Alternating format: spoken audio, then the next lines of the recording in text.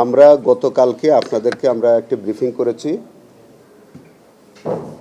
আমাদের সামনে একটা প্রশ্ন উত্থাপিত হয়েছে বা একটা অভিযোগ এসছে, যে অভিযোগটাকে আমরা হালকাভাবে দেখছি না।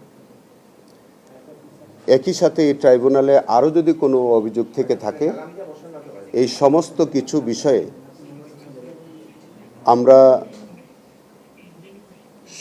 একটা বিস্তারিত তথ্য উদ্ঘাটন করবার জন্যে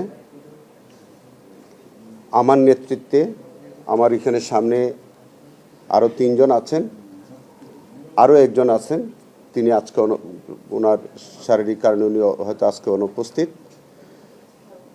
আমরা 5 সদস্য বিশিষ্ট একটা ফ্যাক্ট ফাইন্ডিং কমিটি করেছি। কমিটি আজকে আমরা 4 জন একত্রে বসেছি। আমাদের এই ফ্যাক্ট ফাইন্ডিং কমিটির মূল বিষয়বস্তু হচ্ছে, আমাদের প্রসিকিউশন টিমের কোনো সদস্য বা সংশ্লিষ্ট কোনো ব্যক্তিবর্গ যদি কোনো অনৈতিক কর্মকাণ্ডের সাথে জড়িত থাকেন,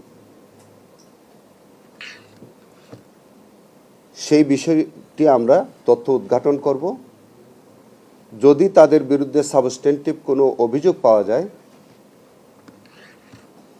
তাহলে তাদের বিরুদ্ধে, সংশ্লিষ্টদের বিরুদ্ধে আমরা যথাযথ আইনগত ব্যবস্থা নেব।